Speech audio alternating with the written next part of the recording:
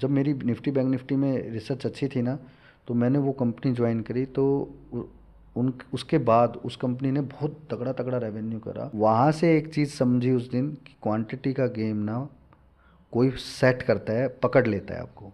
वो चीज़ उठा के डायरी में नोट कर दी। मैं रिकवर तो हो गया, लेकिन दो चार बात ऐसी समझ गया कि आपके पास पैसा है ना, तो लोग पूछते हैं तू क्या, एक ही चीज़ चाहिए मार्केट में।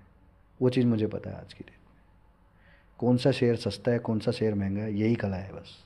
हम्म। इसी कला में सब कुछ छुपा हुआ है। इसी को वैल्यू इन्वेस्टिंग बोलते हैं।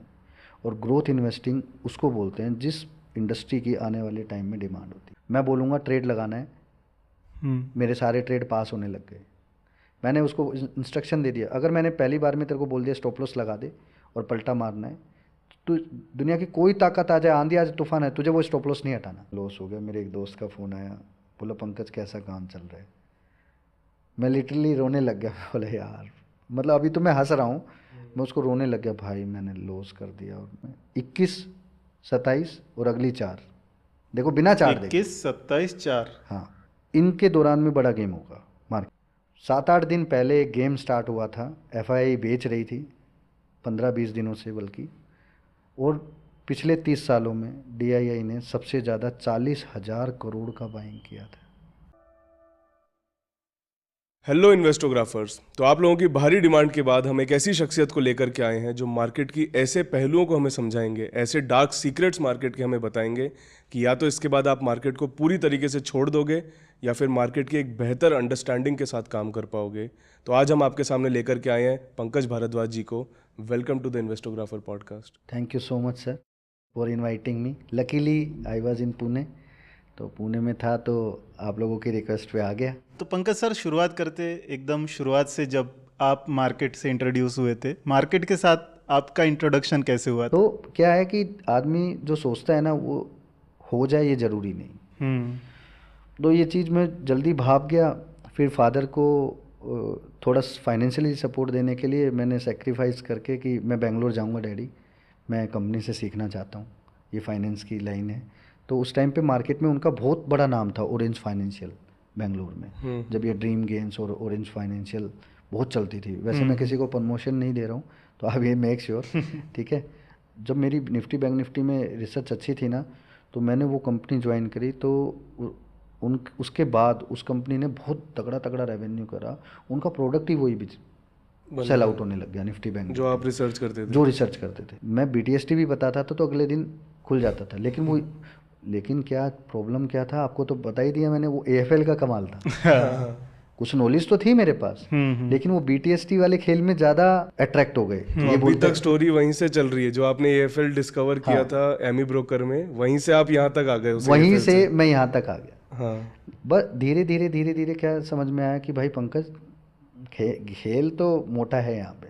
हम्म। जो कंपनी 11-12 लाख रुपए का रेवेन्यू जनरेट करती है, और मेरे आने के 3 महीने बाद उस कंपनी ने 60-70 लाख रुपीज़ 2009-9 में 9-10 के आसपास के बीच की बात है, तो इतना रेवेन्यू करे उसने, तो पता नहीं क्या कर दे वो।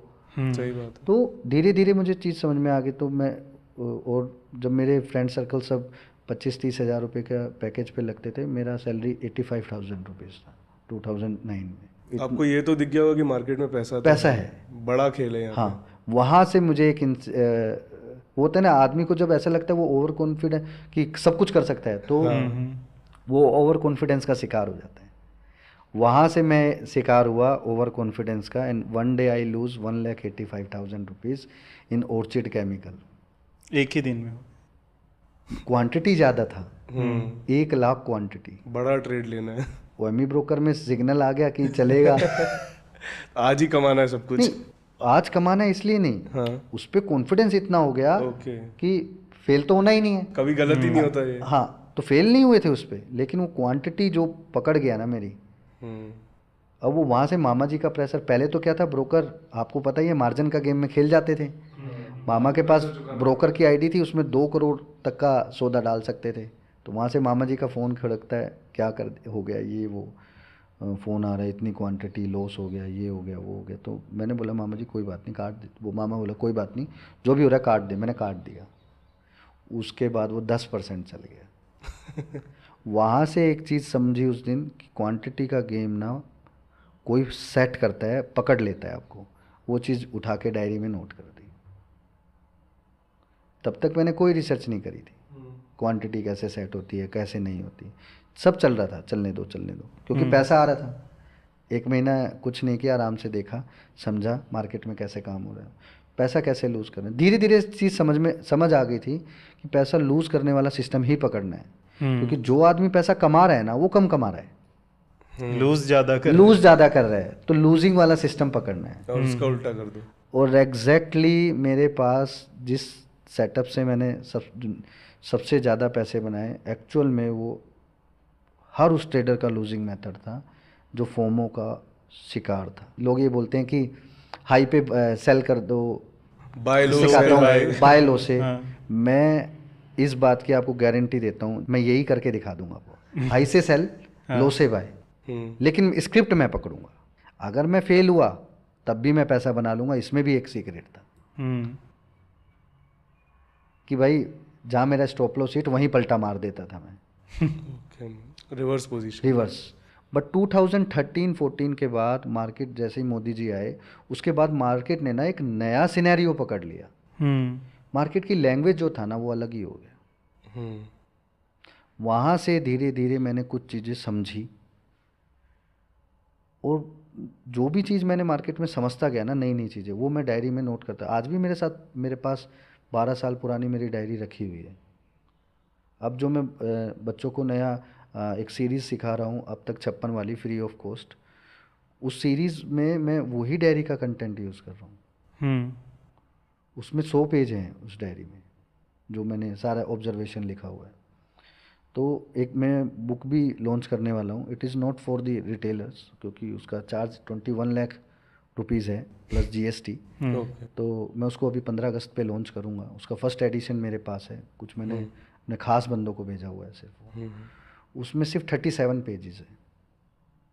उसके अंदर वो काला सच लिखा है मैंने मार्केट में कि एक 100 रुपये का स्टॉक को ना 500 रुपये कैसे टांगना है, 500 से 1000 कैसे टांगना है। तुम नहीं टांग सकते तो कौन टांगेगा और उसको कैसे देखना है, फाइंड आउट करने का तरीका। जिस मेथड पे मैंने सबसे ज़्यादा पैसा बनाया वो आपकी आंखों के आगे चल रहा है, लेकिन जब तक मैं नहीं दिखाऊंगा जब तक नहीं दिखेगा। ये सच्चाई है। आप अभी बोलो 30 सेकंड में मैं आपको दिखा देता हूँ। आपको भी मार्केट का एक्सपीरियंस होगा, बोले यार इतनी सी चीज़ है, मैं रोज़ बैठता हूँ, रोज़ नहीं दिखता मुझे, but I can explain you in just 30 seconds. बस आपने अपना दिमाग नहीं लगाना, जैसे मैं बताऊंगा उसको वैसे फॉलो कर दो। प्रॉब्लम ये है यहाँ पे सभी आदमियों के साथ कि सुनते कुछ है और उसके बाद अपना दिमाग लगा के उसको कुछ और ही बना देते हैं। इंटेलिजेंसी सोच के उसको वो खराब कर देते। धीरे धीरे समझ में आया, लेकिन पैसे की हवा किसको नहीं लगती। एक टाइम आया 2016, पैसे की हवा हमें भी लग गई भाई। तो आई was in very luxury mode. रास्ते में गाड़ी चल रही थी, 2014 में लगी वो हवा। गाड़ी कौन सी गाड़ी चल रही थी उस टाइम पे, डस्टर बहुत चलती थी। नहीं तो 14 लाख रुपए की वो गाड़ी होती थी, तो रास्ते में चल रही थी। हालांकि वो डस्टर नहीं थी, निसान की गाड़ी थी, निसान ट्रेनो। बोले ये गाड़ी चाहिए। तो मेरे दोस्त लोग बोलते पंकज बहुत महंगे। बोले नहीं, यही गाड़ी चाहिए, तुम पैसा बताओ, तुम्हारा भाई चेक देगा, जाओ शोरूम में दो। मेरे दोस्तों ने भी 1.5 लाख रुपए में मुझे वो सस्ती दिलवाई, क्योंकि वो ऑटोमोबाइल में ही थी, उनका DRS कोई कोड वो लग के डिस्काउंट मिल जाता है। उन्होंने मुझे सस्ती गाड़ी दिलवाई। भाई वो गाड़ी ना मैंने कूड़ा कर दी। 10 साल में 50,000 किलोमीटर भी नहीं चलाई वो मैंने। अच्छा। जिसमें मैंने खुद पर्सनली वो 10 भी नहीं चलाई। बस खड़ी रही वो, खड़ी रही, मज़े में खड़ी रही। दोस्त ले गया, इधर ले गया, था। उधर ले गया, ये ले गया, वो ले गया। जब ऑफिस दूर था तो लेके जाता था। हार्डली 15 किलोमीटर ऑफिस होता था, तो 30 किलोमीटर दिन का एवरेज। तो कहाँ से मैं 10 साल में तो मैं कहाँ 50,000 भी नहीं चला पाता। बट ज़रूरत थी गाड़ी की, बाद में वो ज़रूरत बनती गई गाड़ी की, इधर उधर फैमिली को लेके जाना। वो ज़रूरत के टाइम में वो चलती रही। अभी मैंने गाड़ी भी बेच दी। अभी मेरे पास कुछ भी नहीं है, ना गाड़ी ना घोड़ा। अपने पास सिर्फ स्कूटर है वेस्पा का। जिंदाबाद। उठाया चले गए। तो लाइफ धीरे धीरे इतनी लग्जरी हो गई। लग्जरी लाइफ ने इतना पेन दे दिया कि वो झेल नहीं पाए। हम्म। तो इंसिडेंट हो गया। फिर यहाँ से वो इंसिडेंट ने मेरी स्टोरी पूरी चेंज कर दी। जब स्वाइन फ्लू हो गया, आईसीयू में चला गया, 7-8 दिन पंखे को घूमते हुए देखा। तो उसने मेरा पूरा जो मेंटली मैं डिस्टर्ब था ना, उसने मुझे एक स्ट्रेट फॉरवर्ड एक लाइन दे दी कि पंकज, जीवन में अब दोबारा से गलती नहीं। जीरो से हीरो 3 बार हो चुका है, दोबारा जीरो पे है। Let's start again, find out the way and go ahead. तो फादर को बोला, बचने की उम्मीद कम हो गई थी। फादर को मिलने आए तो बोला कि एक बार बचा लो डैडी, सब कुछ ठीक कर दूँगा, बस बचा लो आप मुझे। तो धीरे धीरे मैं रिकवर तो हो गया, लेकिन 2-4 बात ऐसी समझ गया कि आपके पास पैसा है ना, तो लोग पूछते हैं तू कैसा है। तो मेरे प्रति लोगों का बिहेवियर चेंज हो गया। मार्केट में एक अफवाह फैल गई कि नाउ ही इज़ फिनिश। मैं ऐसा बंदा था कि दिन में मैंने 1 लाख रुपए कमाए ना, तो 1 लाख रुपए मैंने उड़ाए भी। बाद में मुझे समझ में आया पैसे की कदर मेरे को तब तक नहीं थी। और सही बताऊं, पैसे की कदर मेरे को रियल मायने में कोविड में रियलाइज़ हुआ, क्योंकि आज घर बैठा हुआ हूँ मैं, तो घर पे सेफ वही है जिसके पास पैसा है। तो वो अफोर्ड कर सकता है। हाँ। तो धीरे धीरे मुझे समझ में आ गई कि पंकज, पैसे से पैसा बनता है, दैट्स इट। अब ये सीखना है। जब ये सीखने की उम्मीद जगी तो समझ में आया कि यार नॉलेज तो मेरे पास बहुत है, लेकिन प्रैक्टिकल करने के लिए ना जिगर होना चाहिए। वो लगाने के लिए पैसा, जिगर होना चाहिए। लगाया और रिस्क लेने के लिए। रिस्क तो कैपेसिटी थी, लगाऊं तो किस पे लगाऊं। हाँ, अंधे घोड़े पे नहीं लगाना। कंफ्यूज भी हो जाते हैं कि किस में डालें। हाँ। तो वो कहाँ तब इन्वेस्टिंग का कीड़ा जागा, और कोविड से 1 साल पहले इन्वेस्टिंग का गेम बिठा दिया। वैल्यू इन्वेस्टिंग, ग्रोथ इन्वेस्टिंग, सारी इन्वेस्टिंग नहीं, लोगों को ये बोलना आसान है, वैल्यू इन्वेस्टिंग, ग्रोथ इन्वेस्टिंग। अगर मैं इन योर पॉडकास्ट में एक मेथड बताऊंगा जो फुल प्रूफ होगा, उसके बाद जीवन में आपको किसी भी तरीके से किसी भी बंदे के पास इन्वेस्टिंग सीखने के लिए या इन्वेस्टिंग जानने के लिए किसी को कोई वीडियो देखने की जरूरत नहीं है। You watch this video fully, मैं बताऊंगा इसमें। तो वो समझा कुछ चीज़ें ना, बोन एंड बॉटअप किसी में स्ट्रोंगनेस होती है। तो अच्छी चीज़ें ग्रैब करने की ना, ये अच्छी चीज़ है, तुम उसको ग्रैब करे। वो इंट्यूशन थी मेरी, जिसको आप तुक्केबाजी बोल सकते हो। लेकिन उस इंट्यूशन को मैंने बड़ी स्ट्रोंगनेस से मेथड के साथ कन्वर्ट करके एकदम फिक्स कर दिया कि अब मैं करूँगा तो यही करूँगा। तो पहला शिकार किया था मैंने C8 का। फिर औरोबिंदो फार्मा। तो धीरे धीरे वो जब बढ़ने लग गए ना, तो दुनिया क्या करती है, 100 रुपये का स्टॉक 200 हो गया, 250 हो गया, बेच देती है। मैंने 100 रुपये का स्टॉक 1000 रुपये तक देखा, बेचा नहीं। तब मुझे समझ में आ गया इन्वेस्टिंग की पावर क्या है। अब फिर ऐसे लोगों को समझना पड़ेगा जो इन्वेस्टिंग का ज्ञान देते हैं कि ऐसा मेरे पास कुछ सेपरेट कुछ चीज़ होनी चाहिए जो दूसरे के पास है, लेकिन मेरे को उससे अलग चलना है। वो चीज़ सीख गया। एक ही चीज़ चाहिए मार्केट में, वो चीज़ मुझे पता है आज की डेट में। कौन सा शेयर सस्ता है, कौन सा शेयर महंगा है, यही कला है बस। इसी कला में सब कुछ छुपा हुआ है। इसी को वैल्यू इन्वेस्टिंग बोलते हैं। और ग्रोथ इन्वेस्टिंग उसको बोलते हैं जिस इंडस्ट्री की आने वाले टाइम में डिमांड होती है। Both thing is different thing. लेकिन लोग ना इसके बारे में, पूरी मार्केट में छोड़ो, आप पूरे यूट्यूब में छोड़ो, आप पूरे वर्ल्ड में बुक्स के अंदर कहीं पे ये बात पीटर की, उनका नाम भूल जाता हूँ, हाँ, उन्होंने ये लिखा हुआ है, बट उस बुक में भी इस पूरे मेथड का 10% है। कोई भी आदमी जिसके पास अलादीन का चिराग है ना, तो वो दे ही नहीं रहा मार्केट में। अच्छा, बाहर की फॉरेन बुक के अंदर ही क्यों लिखा हुआ है सब कुछ? इंडिया की वाली स्टोरी क्यों नहीं लिखते? कोई शेयर नहीं करना चाहता है। मैं ये इस बात इसलिए जानता हूँ क्योंकि I was on the same group जो इस तरीके का काम करते हैं। They are having 300 CR fund. उनके थ्रू मैं धीरे धीरे मार्केट में चाल समझ गया। आप मेरे सामने बैठ के 10 ऑर्डर लगा दो, मैं 11वां ऑर्डर आपसे पहले ले लूँगा। चीज़ों को ऑब्जर्व करना। जिस ग्रुप से बाहर निकला उसकी चीज़ें क्रैक करने में 4 साल लग गई थी मेरे को। उसके बाद मैं मार्केट में फुल प्रूफ में आके, मेरे पास जो मेथड है ना, दुनिया की किसी बुक में वो मेथड लिखा नहीं होगा। मैं खुला बोलता हूँ और मैं इस बात का चैलेंज भी करता हूँ कि आप मेरे से वो मेथड मत पूछो, मेरे पास आओ, आपके सामने करके दिखा दूंगा, पावर देख लेना। फिर शर्त यही है, उसके बाद पूछना मत, कि बोलना मत मुझे हुआ क्या है? हुआ क्या, और मुझे सिखाओ।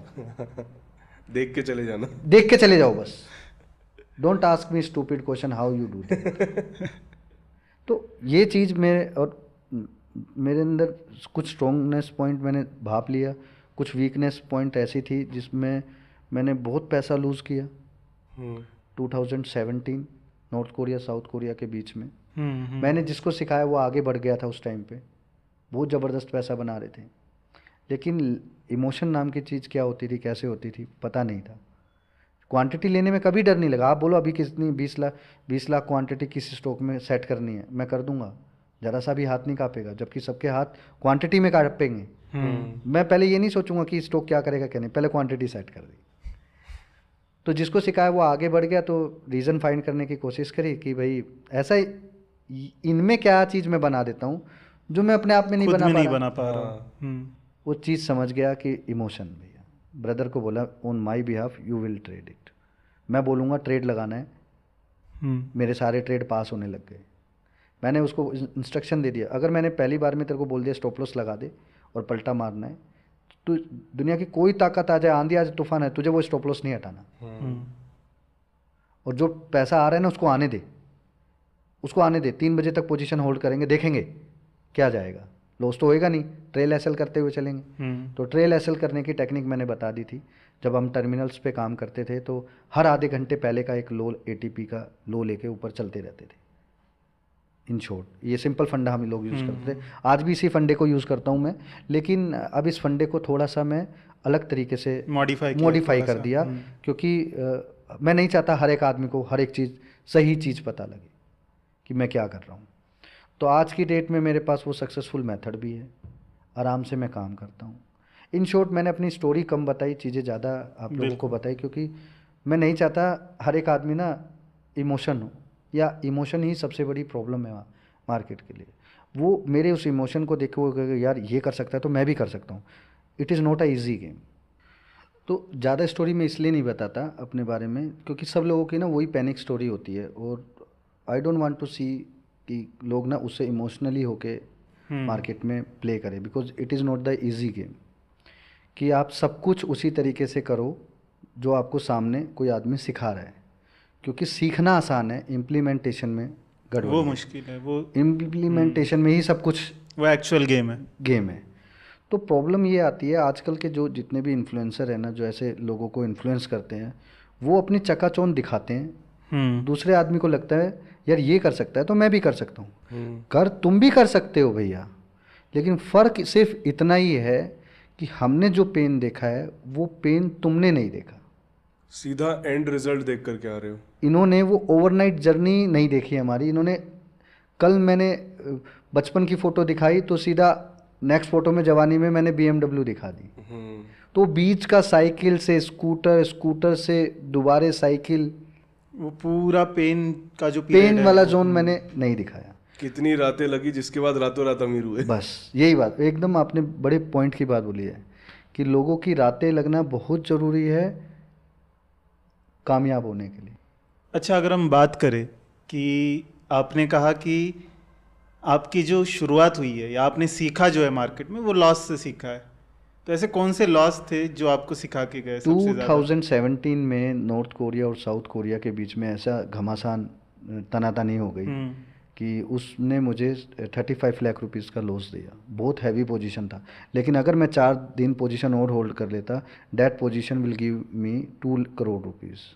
सिर्फ 4 दिन, सिर्फ ब्रोकर की वजह से मैं पैनिक हो गया। लेकिन उस पैनिक सिनेरियो से मैंने ये सीखा कि जब हालांकि ये आगे मैं पूरा कवर करूँगा, ये सारे फैक्ट्स जितने भी मैंने अपनी 13-14 साल की जर्नी में जो फैक्ट्स मैंने एनालाइज किए हैं, मैं आज वो बताकर जाऊँगा, ताकि इन लोगों को मेरी जर्नी से भले ही कुछ सीखने को ना मिले, लेकिन जो गलतियों से मैंने एक आगे मेथड बनाया है, ये उस मेथड को सीख कर पैसा बना सके। तभी मैंने टाइटल, आप लोगों ने वो टाइटल भी सही सेट किया कि या तो ये लोग आप लोग काम करना बंद कर दोगे मार्केट में, या फिर आप इस तरीके से काम करोगे कि आपसे बड़ा मार्केट में कोई धुरंधर नहीं होगा। बहुत अच्छे से समझोगे, कितनी भी मार्केट में वोलेटाइल मूव आ जाए आप आराम से इजी मोड में कूल माइंड से ट्रेड कर रहे हो, राइट। तो उस चीज़ ने मुझे समझाया, दो देशों के बीच में जब तनातनी होती है ना, तो पंकज 4 दिन और वेट कर लेता ना तो 2 करोड़ रुपए आ जाते। 4 दिन, सिर्फ वो 4 दिन अगर तू अपने माइंड का मेंटल हैरेसमेंट रोक लेता तो 2 करोड़ रुपए आ जाते। सिर्फ वो 4 दिन अगर ब्रदर के कहने पे रिलायंस कैपिटल को 854 में ठोक देता तो वो 100 रुपये में कवर करता। ऐसा हुआ क्या था उस वक्त, मतलब नॉर्थ कोरिया साउथ कोरिया में टोटल, मतलब आपकी सिचुएशन किस तरह की थी? सिचुएशन ये थी कि मार्केट अचानक से गिरना स्टार्ट हुआ, तो all over the theory which I am using that, मैं शुरू से ही चार्ट वगैरह एनालाइजिंग करता ही नहीं हूँ, क्योंकि मैं बहुत जल्दी समझ गया था वो चीज़, चार्ट का ट्रैपिंग गेम है। लेकिन आपको फैक्ट्स और सेंटिमेंट्स की नॉलेज नहीं थी हमें, यहाँ मार खा गए हम। तो जो सेंटिमेंट बिगड़ा ना, वो क्या हो रहा था, sentiment north Korea south Korea में लड़ाई हुई तो सेंटिमेंट थोड़ा नीचे आया और ऊपर आ गया। हमने सोचा मार्केट बाउंस बैक हो गई, फ्रंट लाइन काउंटर में सब में बाइंग हो गई, किसी में अल्ट्रा सैमको में 16,000 क्वांटिटी बाय,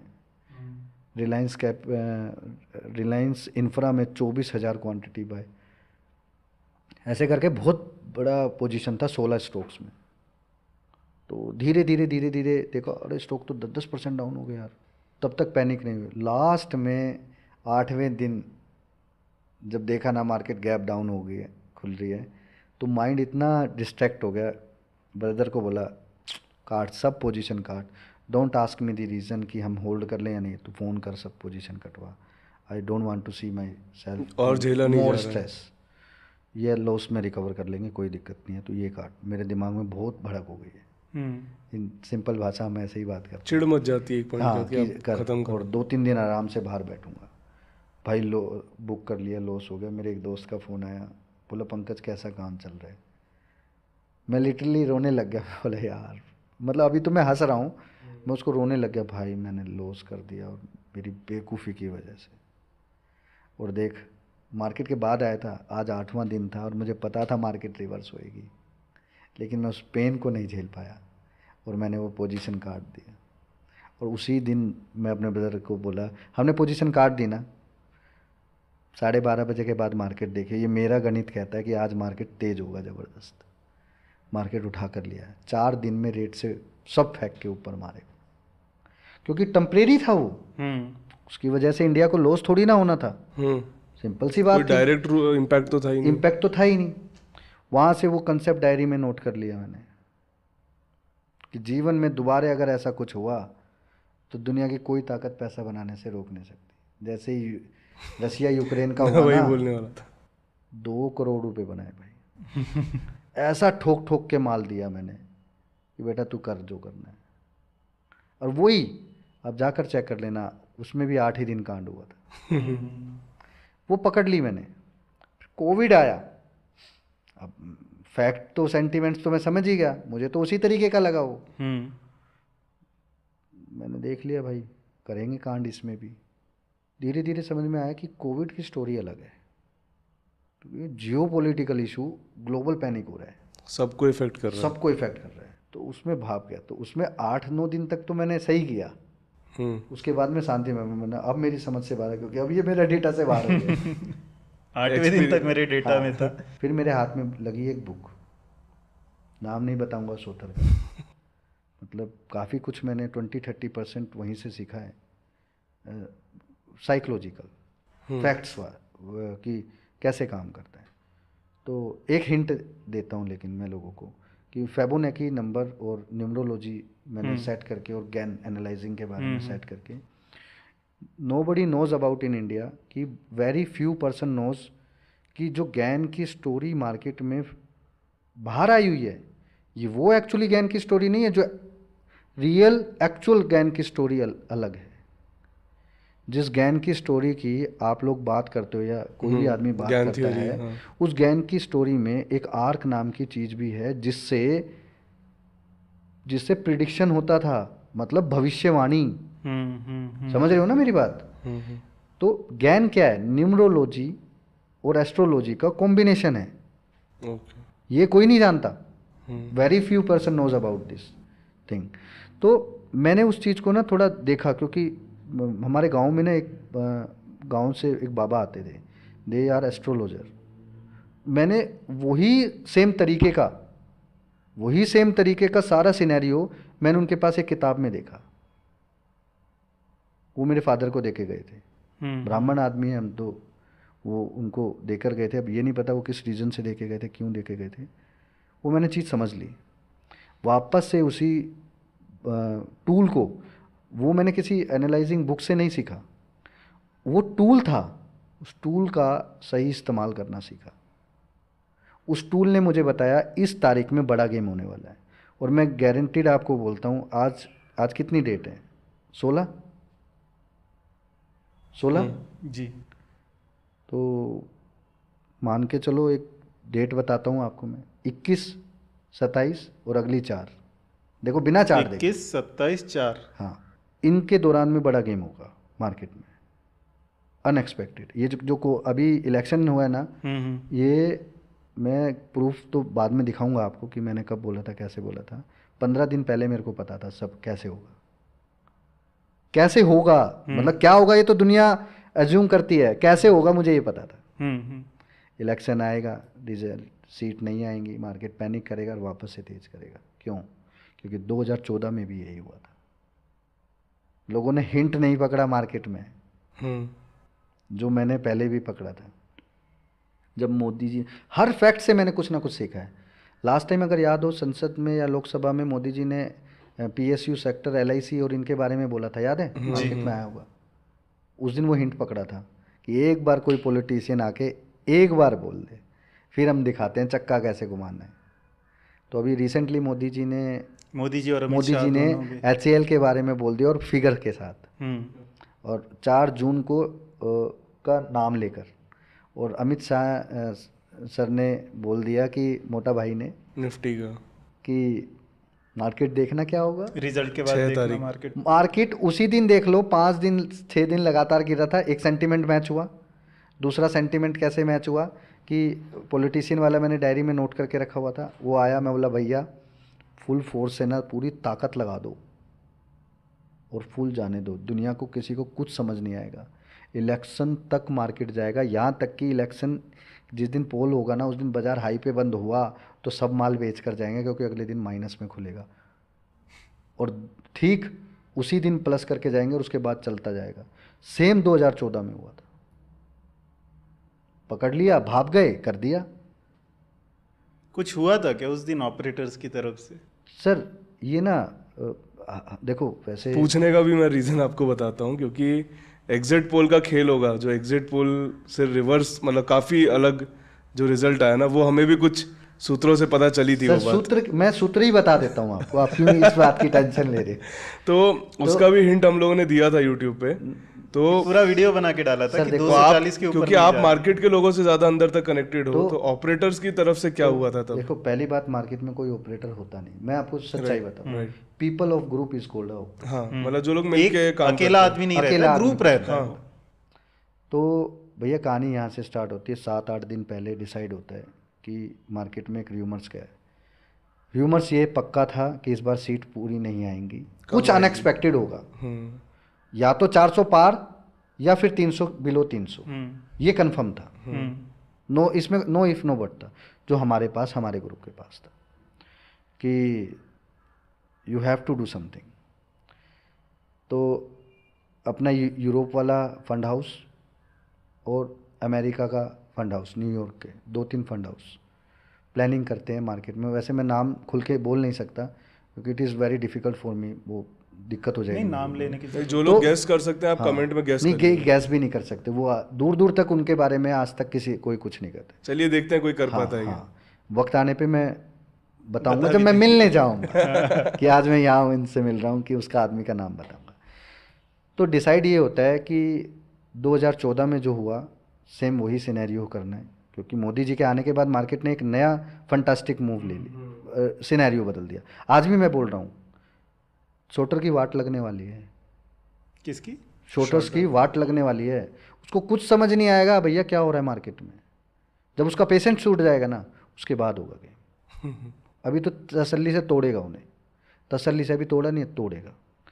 तो सच्चाई ये है कि 7-8 दिन पहले गेम प्लान होता है कि कुछ अनएक्सपेक्टेड है। Let's see the media polling कैसा हो रहा है। तो पोलिंग में ये जाहिर हो गया कि बीजेपी कम आएगी, जाहिर हो गया था ये 3 दिन पहले ही। तो एक ये क्या होता है, सारा गेम मीडिया के थ्रू घूमता है, जिसमें मैं आने इसी टॉपिक के ऊपर आपको पूरा ब्रीफ दूंगा कि मीडिया लैंग्वेज और मार्केट लैंग्वेज क्या होता है। तो मीडिया के अंदर ये सेट किया जाता है, और हमारे देश के एक्स मिनिस्टर लगा लो आप, मैंने एक्स बोल दिया, एक्स नहीं है वो, करंट में है बट उनका नहीं, नाम नहीं हाँ। लेना चाहते इसलिए तो x they set the market, भैया क्या बोलना है, कैसे बोलना है, मीडिया में क्या दिखाना है, सेट करो। हर हर मोदी, घर घर मोदी, चलने दो, दिखाओ 400 पार का आंकड़ा, 350 का आंकड़ा, चलने दो मार्केट। 7-8 दिन पहले एक गेम स्टार्ट हुआ था, एफआईआई बेच रही थी 15-20 दिनों से बल्कि, और पिछले 30 सालों में डीआईआई ने सबसे ज़्यादा 40,000 करोड़ का बाइंग किया था। अभी मैं इस बात पे भी आऊँगा कि म्यूचुअल फंड वाले क्या काम करते हैं, what they are doing that. तो इसका एक टॉप सीक्रेट बताऊंगा, लोग गालियाँ भी देंगे मुझे, मैं तैयार हूँ तैयार हूँ। सच बोलने के लिए तैयार तो सच, रहना हाँ पड़ता है। सच, देखो सच पे सच अगर बोला आपने तो गालियां खाने तो के लिए गालियाँ तो ready खानी है रहो। सर। हाँ। नो सर, इन लोगों की हेट से ही मैं आज इस लेवल पे बैठा हूँ। लॉट दो ऑफ 2% लोग भी अगर सही तरीके से सुन लें वो बात, सर, उसके लिए 2% 0 पॉइंट आपके इस पूरी वीडियोस पे, अगर मेरे इस पॉडकास्ट में एक आदमी भी मेरी बात समझ गया तो अपनी पूरी लाइफ चेंज कर गया वो ट्रेडिंग की। ठीक है, उसके लिए गालियां खाना ठीक गाना है, खाली चलेगा। गाली खाना मैं मंजूर है वो। सेहत है के लिए मेरे लिए ठीक है वो इस पर्पज से। तो सेट होता है कहानी का 15 दिन पहले सारा मामला कि एफआईआई क्या कर रहा है। एक इंस्ट्रक्शन आती है, एफआईआई माल बेच रहा है, भाई तू क्या कर रहा है। तो फ़ोन जाता है दिल्ली से कि भैया काम करो। और यहाँ तो Indian stock market is moving on the dancing on the Delhi के फ़ोन से हो रही है। वो टाइम गया सर जब एफआईआई का बोलबाला और डंका बजता था मार्केट में। अभी रिटेल पार्टिसिपेशन आज बहुत की ज़्यादा डेट में डीआईआई से ऊपर इंडिया में कोई बड़ा मैनिपुलेटर नहीं है, जिसमें बहुत सारे फंड हाउस और ये सब है। ठीक है, ये दे डिसाइड दैट एफआईआई माल बेच रहा है, ऐसे तो खराब कर देंगे मार्केट। उन्होंने 10,000 करोड़ बेचा, तुम 40,000 करोड़ लो, क्यों? क्योंकि तुम्हारे पास तो भैया पैसा आ रहा है ना सिप से, उसको लगा दो। समझ गए ना? तो बहुत सारे लूप होल्स हैं, अभी उन लूप होल्स की भी बात करेंगे। तो they start doing the planning कि भाई कैसे करना है, क्या करना है। 40,000 करोड़ का बाइंग है, तो 40,000 करोड़ का बाइंग करें तो मार्केट तो ऑब्वियसली ऊपर जाएगा ही ना। बिल्कुल।